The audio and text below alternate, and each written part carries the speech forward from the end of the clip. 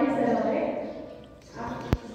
ಆಮೇಲೆ ಈ ರೋಟರಿ ಕ್ಲಬ್ನ ಸೆಕ್ರೆಟರಿ ಅವರಾದಂತಹ ರೋಟರಿಯನ್ ಶ್ರೀ ಶ್ರೀಧರ್ ಗಜ್ಜನವರ್ ಸರ್ ಅವರೇ, ಆಮೇಲೆ ಮತ್ತೊಬ್ರು ಮಲ್ಟಿ ಟ್ಯಾಲೆಂಟೆಡ್ ಪರ್ಸನ್ ಯಾರಪ್ಪ ಅಂತಂದ್ರೆ ಅವರು ನಮ್ಮ ರೋಟರಿಯನ್ ರಾಜ್ ಯಾದವ್ ಸರ್. ನೀವು ಅವ್ರ ವಿಡಿಯೋಗಳನ್ನ ನೋಡಿದ್ರೆ, ಕಾಂತಾರದ ವಿಡಿಯೋ ನೋಡಿದ್ರೆ ಆ ರಿಷಬ್ ಶೆಟ್ಟಿಗೆ ಕನ್ಫ್ಯೂಷನ್ ಆಗುತ್ತೆ. ಇವ್ರದ್ದು ಅವ್ರು ಹಾಕಿದ್ರೆ ಇದ್ರ ರಿಷಬ್ ಶೆಟ್ಟಿ ಕನ್ಫ್ಯೂಷನ್ ಗ್ಯಾರಂಟಿ ಮಾಡ್ಕೋತಾರೆ. ನಾನು ಇದೊಂದು ಅಥವಾ ಇನ್ನೊಂದು ಅಂದ್ರೆ ಅಷ್ಟು ಚೆನ್ನಾಗಿ ಅವರು ಈ ಕಥೆ ಏನ್ ಹೇಳ್ತಾರೆ ಅವ್ರು ಫಾಲೋ ಹೌಸ್ ಸ್ಕೂಲಲ್ಲಿ ಮಾಡ್ತಿದ್ದಾರೆ ಅಂತ ಹೇಳಿದ್ರು. ನಾನು ಒಂದ್ಸಲ ಅಕಸ್ಮಾತ್ ಆಗಿ ಅವ್ರ ಬಚಪನ್ ಸ್ಕೂಲಿಗೆ ಹೋಗಿದ್ದೆ.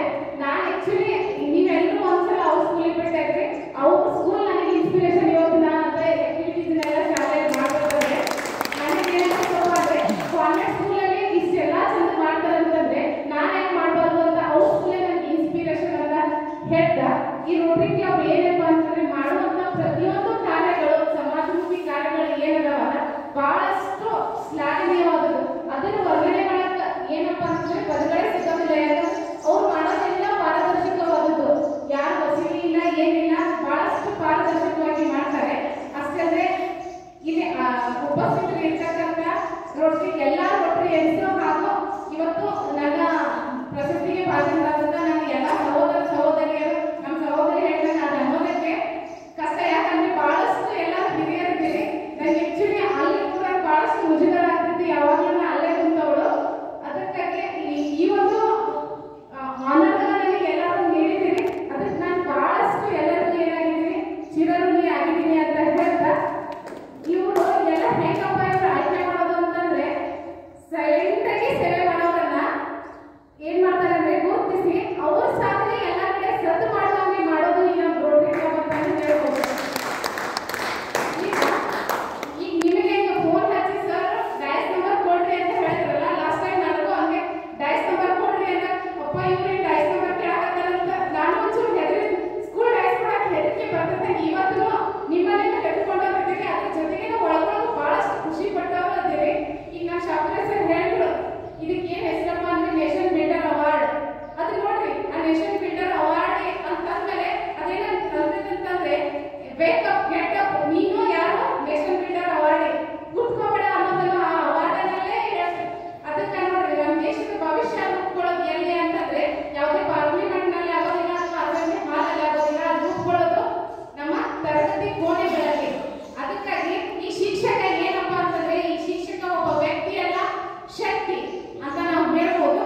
ಇಲ್ಲಿ ಬಂದವರು ಎಲ್ಲರೂ ಯಾರಪ್ಪ ಅಂದ್ರೆ ನಮ್ಮ ಶಿಕ್ಷಕ ರತ್ನಗಳು. ಅವ್ರ ಅರ್ಥವನ್ನು ಯಾರಪ್ಪ ಅಂದ್ರೆ ರತ್ನಗಳನ್ನ ಅರ್ಪಿಸ್ತಾರೆ. ಅದು ಅವ್ರ ಕಾರ್ಯದ ಬಗ್ಗೆ ಅಂತೂ ಅದು ಹೇಳೋದಕ್ಕೆ ವರ್ಡ್ಸ್ ಇಲ್ಲ ಅಂತ ಮೊದಲೇ ಹೇಳ್ತೀನಿ. ಈ ಇವತ್ತು ಶಿಕ್ಷಕ ರತ್ನಗಳೆಲ್ಲ ಪ್ರಶಸ್ತಿಗೆ ಭಾಜನರಾದ್ರೆ ಅವರಿಗೆ ಮತ್ತೊಮ್ಮೆ ನನ್ನ ಕಡೆಯಿಂದ ಅಭಿನಂದನೆಗಳು. ಈಗ ನೀವು ರತ್ನಗಳಾಗಬೇಕಂತಂದ್ರೆ ನೀವು ನಾನು ಏನ್ ಹೇಳ್ಬೇಕಾಗಿಲ್ಲ. ನಾವೆಲ್ಲ ರತ್ನಗಳು ಕೊಡ್ಕೊಂಡು ನಾವು ಮಕ್ಕಳಿಗೆ ರತ್ನ ಕೊಡ್ಬೇಕಾಗಿ.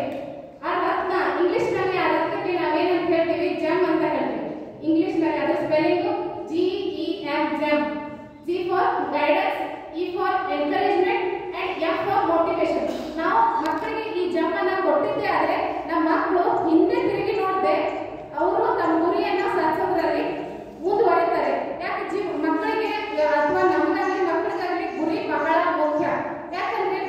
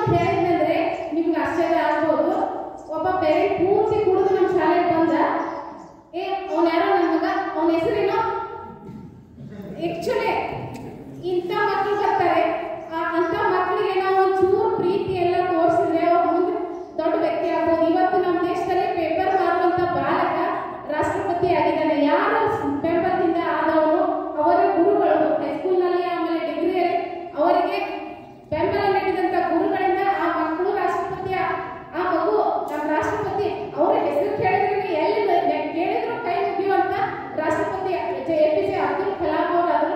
ನಮ್ಮ ಮುಂದೆ ಇರ್ತಕ್ಕಂಥ ಮಕ್ಕಳಲ್ಲಿ ಯಾವ ವಿಜ್ಞಾನ ಅಡುಗೆನ ಕೇಳಕ್ ಬರೋದಿಲ್ಲ.